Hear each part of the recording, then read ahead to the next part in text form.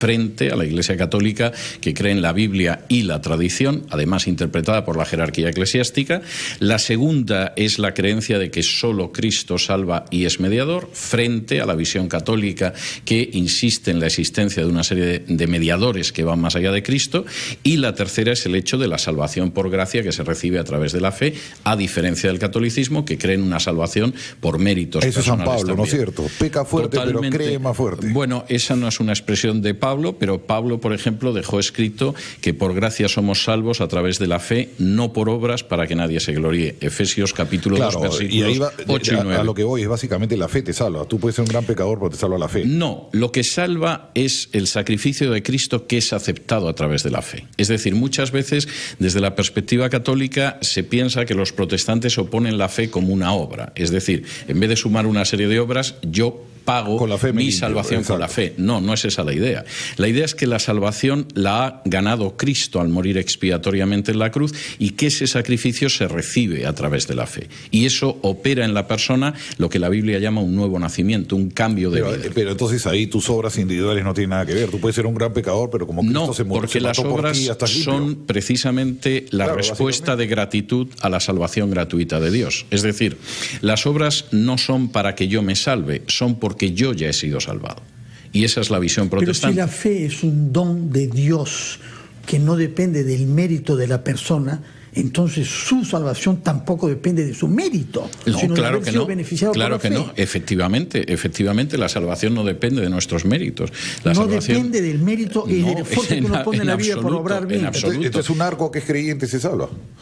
Bueno, vamos a ver, aquella persona que efectivamente reconoce que es pecador, cosa que afecta a todo el género humano, y que pone su fe en el sacrificio de Cristo en la cruz, efectivamente es una persona que es justificada a través de la fe, como explica Pablo, por ejemplo, en la carta a los Romanos o la carta a los Gálatas. Eso no significa que esa persona después vive de una manera impía, todo lo contrario. La persona que ha recibido por fe el sacrificio de Cristo en la cruz ve cómo se opera un cambio en su interior y opera obras no para salvarse, sino en gratitud al hecho del inmenso amor manifestado por Dios. Yo he visto poca gente más pecadora en el planeta que Pablo Escobar, y era un gran creyente, creía en la fe. Bueno, pero evidentemente no era un creyente en un sentido bíblico. Como dice la Biblia, los demonios creen y tiemblan. Señor Vidal, yo creo que hay tres aspectos fundamentales en el terreno espiritual. La reforma, en cualquiera de las confesiones en que haya cuajado, pretendió devolver la Biblia al pueblo. Téngase en cuenta que durante un milenio la Biblia era accesible en latín, lo cual quiere decir que no era accesible a la mayoría de la población.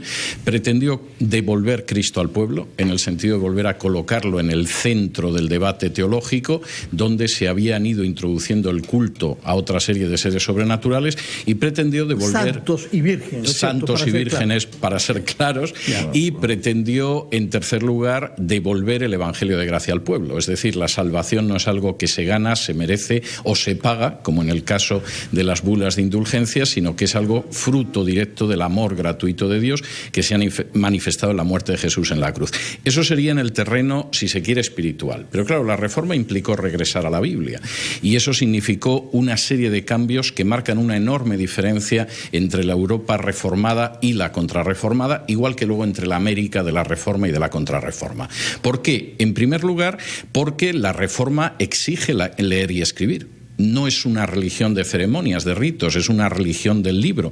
Y eso implica que en el año 1536 se produce la apertura de la primera escuela pública, gratuita y obligatoria de la historia en la protestante Ginebra.